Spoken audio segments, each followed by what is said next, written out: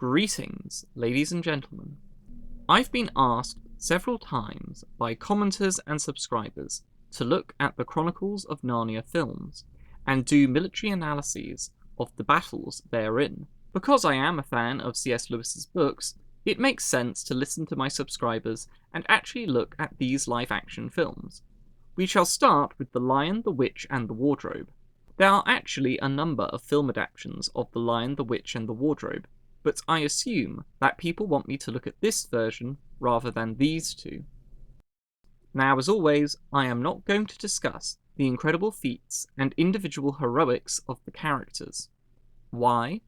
Because it is part of generic convention that heroes and villains in film are capable of feats and deeds which are beyond that of normal people. Audiences want heroes who are aspirational and inspirational, and they want villains who are competent and threatening. To begin this analysis, we shall look at the arrangements before the actual fighting. The Griffin Scout tells us something very important about the White Witch's army. They come, Your Highness, in numbers and weapons far greater than our own. Why is this important? Well, typically, if a commander has the larger army, he has the greater advantage in a straight fight, if all else is equal. Typically as well, if a commander has the larger army, he will also act more confidently and be more aggressive. For the commander of the smaller army, this means two things. First, the opposing commander is likely going to be aggressive and try to force a fight. Second, because the opposing commander has the larger army, if the commander of the smaller army wants victory, it is vital that he adopts tactics and strategies to mitigate his opponent's number advantage. Jumping off the second point, the most common method of mitigating an opponent's advantage in numbers on the battlefield is to utilise the surrounding terrain. Now, Peter the Adolescent has chosen to place his men, well, centaurs, cheetahs, fawns, etc., on the slope of this rocky hill. The archers, led by Edmund the Younger Adolescent, are on top of a rocky ridge overlooking the battlefield. Considering this terrain, the best strategy to mitigate the White Witch's number advantage would be a defensive one, whereby Peter's army is stationed on the hill and waits for the White Witch and her army to assault them. The defender advantages provided by the slope of the hill and the ability to loose arrows on the attackers would do much to mitigate the numbers advantage. However, this strategy does come with risks. The main risk with a strategy such as this is that the White Witch could decide not to attack and instead surround the hill and siege it. With enough time and patience, Peter's army would run out of food and water and would be forced to try and break out. And if Peter did not attempt to break out, he would be forced to surrender eventually. Then the White Witch would win without fighting. Incidentally, this is why, throughout history, commanders who have opted for defensive strategies such as the one outlined have tried to ensure that there was a path for retreat and a means of getting supplies such as food and water.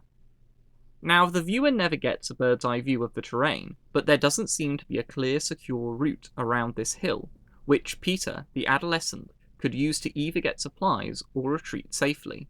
So this could be the reason why he chooses a more offensive strategy. The offensive strategy has issues, and to the film's credit, it actually shows the consequences of this strategy. The main danger of attacking an enemy who has superior numbers in the open battlefield is that you will get overwhelmed and/or outflanked. And when you have to retreat, or your men decide to flee, the enemy will chase, and the whole thing will turn into a rout and you will be utterly annihilated. This almost happens in the film because Peter the Adolescent adopted an offensive strategy. And if Aslan had not arrived with the relief force towards the end of the battle, Peter and his soldiers would have all likely died. From a storytelling point of view, this is great because it shows the negative consequences of the characters' poor military decisions, and from a military analysis perspective, this is great as well, so credit to the filmmakers. Now we can actually discuss the details of the battle. The White Witch's army, led by obviously a Minotaur, begins to charge. Or, to be more accurate, the first wave begins to charge. A sizable portion of the army runs across the plains towards the slope, where Peter the Adolescent's army is positioned. Now here I would say something about exhaustion or fatigue, since if men were to do this, they would expend a lot of energy before the actual fighting. However, none of these creatures is a man or a human being, so we don't have to worry about that. What is a concern is the complete lack of discipline which shows itself in the formationless composition of the charging wave. No one is marching in rank. Archers are running alongside animals, fantastical beasts, and creatures of mythology who are armed with various weapons. There is simply no order in this advance, only bloodlust. If Peter the Adolescent's army was of an equal size to the White Witch's army, or the odds were more even in other ways, then this would be incompetence of the highest order, as any well-ordered force would be able to exploit the chaotic organisation of this advancing wave. In fact, Peter the Adolescent more or less gets the upper hand over this first wave because of this mismanagement. Peter the Adolescent orders his griffins to fly high above the first wave, led by obviously a Minotaur, and drop rocks on them. Now, obviously a Minotaur shouts, "Look to the sky!" And the Dwarven archers in the wave hear him, but realistically, nobody would be able to hear his voice above the stampede, the shouts, battle cries, and the general clamour of the charge. Moreover, if obviously a Minotaur were here, then unless he had microphones and speakers only found at rock concerts, not a single archer over here, for instance, would be able to hear him. This is why flags, horns, and other methods of signalling are essential for communication in pre-modern battles, because they are distinct and can be seen/heard over the noise of the fighting, and across vast distances. Now the Dwarven archers, either because they heard obviously a Minotaur, or because of their own initiative, do start loosing arrows at the griffins, but not before the flying creatures drop their boulders, killing and wounding enemies and causing chaos in the wave. Some of the griffins are shot down, and I, myself, am not sure whether the dwarven bows would be able to shoot an arrow that high with enough power to kill or ground a griffin. But maybe the bows and/or arrows are magical. I will open the floor to individuals more knowledgeable in archery than yours truly to leave their thoughts in the comment section below. Now here, some viewers may comment, "Your Imperial Majesty, you criticise the lack of formation in the wave led by obviously a Minotaur. However, surely it was the right tactical decision. If all these creatures had been organised into a rank-and-file formation of some description, the griffins would have caused way more casualties when they dropped their rocks on them. Perhaps obviously a Minotaur chose this scattered formation deliberately, because he knew about the griffins and predicted this very thing. If obviously a Minotaur had predicted the griffins, then I would argue that it would have been better if he had organised the first wave into a proper formation. If the footmen of this wave marched in the front, with the archers organised in lines behind them, and if obviously a Minotaur had briefed his soldiers and had a proper system of communication, then, when the griffins appeared, he could have coordinated his archers to loose controlled and massed volleys into the flying griffins. Volley fire would be far more effective at bringing down the griffins than this fire-at-will approach which his dwarves were forced to adopt. Now, once the griffins drop their boulders, there isn't much for them to do, so they head back. Despite the fact that not a great number appear to have been killed, we don't see any more griffins apart from these two. What did the rest do? Go back to the camp and just lie around? This is when Peter the Adolescent leads his army in a grand charge against the first wave of the White Witch's army.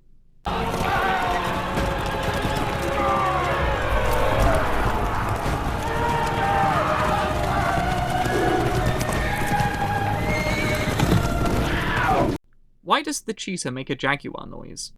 Peter the Adolescent leads both his cavalry and his infantry in the charge, which makes sense, because although cavalry units can gain ground, historically they haven't been so good at holding it. Because Peter's army is actually more organised and disciplined, and actually is in formation, the charge goes well enough, although we don't see the outcome directly, as the film cuts back to Aslan at the stone table, so we shall skip ahead. Things appear to be going well for Peter the Adolescent, and the White Witch decides to lead the second and last wave of her army into battle. Edmund the younger adolescent notices the second wave moving, and orders a centaur to loose a magical arrow, which turns into a fiery bird, and creates a wall of fire across the battlefield. This stops the advance of the second wave, and everyone in Peter's army responds positively. But then the White Witch uses her magic to dispel the magical firewall, and judging from the expressions on Peter the Adolescent and Edmund the younger adolescent's faces, this wasn't supposed to happen. If I had to guess at the plan which involved this firewall, I would guess that Peter had one of these two plans in mind. Plan A: use the time bought by the firewall to kill the rest of the first wave, and then retreat in an orderly fashion back to the slope and prepare to fight the rest of the White Witch's army. Or Plan B: use the time bought by the firewall to kill the rest of the first wave, and then prepare for the firewall to burn out and meet the White Witch in the field. The problem with both these plans is that they overlook one essential piece of information which was available to everyone in Peter's army. That being that the White Witch's army is led by a witch. Did Peter and Edmund seriously not expect the White Witch to use her own magic? Did they think she'd sit there, twiddle her thumbs and say, "Oh, confounded firewall, there is nothing I can do. Oh well, I guess I'll wait for it to fizzle out and eat some Turkish delight in the meantime"? This oversight is on them. Let's take a step back here and consider Peter's tactical decisions thus far. Peter the Adolescent saw the White Witch's army split in two, and saw one half start heading towards his position. He then ordered his griffins to do a bombing run, and then charged his force down the hill, to meet obviously a Minotaur's wave.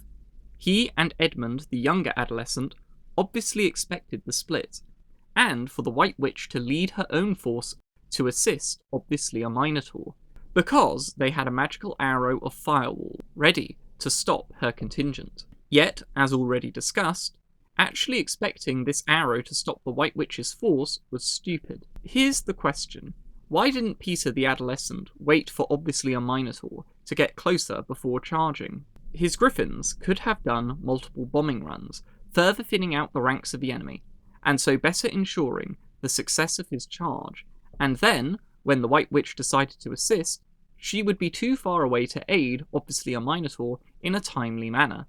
If we watch this scene again, we see that it doesn't take long for the White Witch's force to reach obviously a Minotaur. And this is because Peter the Adolescent decided to charge almost immediately.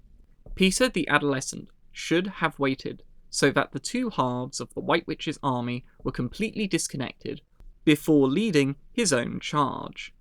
Upon seeing the firewall go down, Peter the Adolescent calls for a retreat back to the rocks, and a horn is blown. Fall back!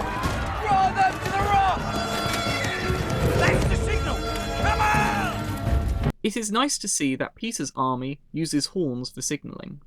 The last shot we see is of the bulk of Peter's army retreating, and Edmund's contingent going down the rocks to the agreed location. This was obviously a backup plan in case things went wrong. We'll skip past this scene and right to the next battle scene. The force led by Peter the Adolescent is running through a path between the rocky cliffs, and the White Witch's army is hot on his tail. On a large cliff in this rocky land, Edmund the younger adolescent has set up his archers, and they let loose into the pursuing enemy army, so the rest of Peter's army can retreat relatively unharassed. Aside from the dangers of hitting one's own men, there isn't much to criticise. And at this stage, the White Witch needs to be slowed down, and such risks need to be taken. For some reason, the archers seem to stop loosing when the White Witch appears. Why didn't they all try to shoot her? She has no obvious protection against arrows, and neither do the rest of her troops. Why did they stop loosing as soon as Peter's unicorn went down, and this centaur and rhinoceros began to charge? From here, this scene becomes chiefly concerned with individual heroics, and I do not discuss these, so we shall move on to the next battle scene. Now, this is where things become rather difficult to analyse. It's not so much that there are many individual heroics, although there are in this scene, but just look at these shots.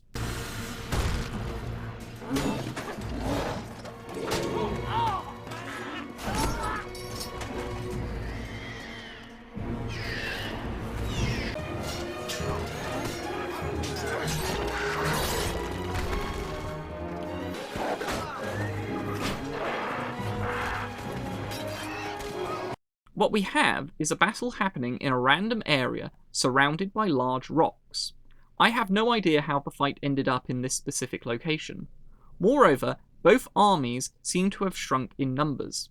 It isn't entirely clear who has the numbers advantage anymore. As well, there is no organisation on either side. Neither side has arranged their forces into any formations, ranks, or whatever. In short, this is less a scene of two armies fighting each other, and more like two loosely affiliated groups attacking each other, but as individuals first and foremost. A lot of individual fights are taking place here, and it's hard to tell which side is actually winning. Hopefully, I shouldn't need to explain why fighting as an individual in a battle is a bad idea. I'll leave this here just in case, though. This scene raises a big question. What was Peter the Adolescent's plan? In the last scene, the archers were buying his force time to retreat. But to where was he retreating, and for what purpose? I would presume that the idea was to reassemble somewhere in the rocky terrain, and then set up a defensive line. But if that was the plan, why is everyone fighting as an individual, rather than as a collective? Did Peter the Adolescent order his troops to halt somewhere and then say, "It is every man for himself now. Have fun"? Or did his defensive line just break apart, and did the White Witch's undisciplined force disperse itself around the battlefield?